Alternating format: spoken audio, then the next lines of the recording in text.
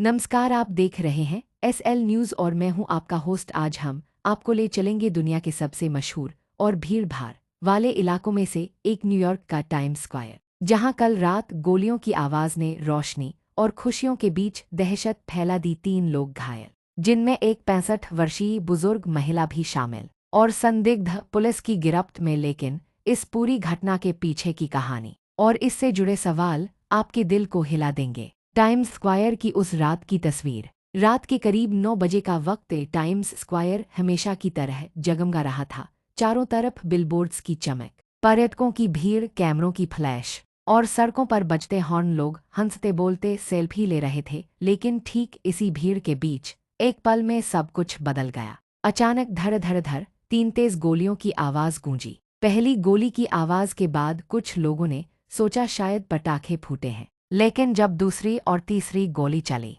तो सैकड़ों लोग चीखते भागते नजर आए। सड़कों पर भगदड़, लोग इधर-उधर गिरते पड़ते, बच्चे रोते और कई लोग पास के कैफे और दुकानों में घुसकर छुपने लगे। चश्मदीदों की नज़र से। चश्मदीद मार्क एंडरसन बताते हैं, मैं अपनी पत्नी और बच्चों के साथ वहां टहल रहा था। अचानक तेज धमाके सुने। मैंने बच्चों को खींचा और पास के होटल के अंदर दौड़ गया। लोग गिर रहे थे, रो रहे थे, किसी को पता नहीं था कि गोलियां कहां से आ रही हैं। दूसरी गवाह लिंडा पार्क, जो खुद एक पर्यटक हैं, कहती हैं, मैंने देखा एक बुजुर्ग महिला जमीन पर गिर गईं।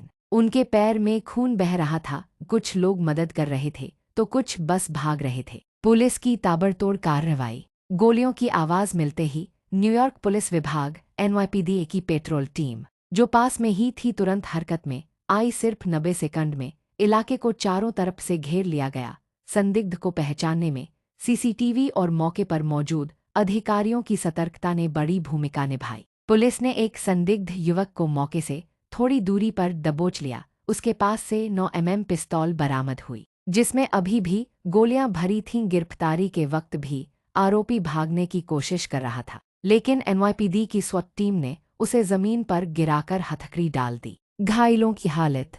घायल 3 लोगों को तुरंत बेलव्यू हॉस्पिटल ले जाया गया। 65 वर्षीय महिला, जिनके पैर में गोली लगी, स्थिर हालत में। 28 वर्षीय पुरुष, छाती में चोट लेकिन खतरे से बाहर। 19 वर्षीय युवती, कंधे में गोली, स्थिति बेहतर। डॉक्टरों का कहना है कि अगर पुलिस और मेडिकल टीम समय पर न पहुंचती तो मामला और गंभीर हो सकता था। टाइम्स स्क्वायर का महत्व और खतरा। टाइम्स स्क्वायर, जिसे दुनिया का चौराहा कहा जाता है, हर साल करीब 5 करोड़ से ज्यादा पर्यटक आकर्षित करता है। लेकिन भीड़-भाड़ का ये इलाका अपराधियों के लिए आसान निशाना भी बन जाता है। पिछले 10 सालों में यहाँ कई बार हथियारबंद घटनाएं सामने आईं।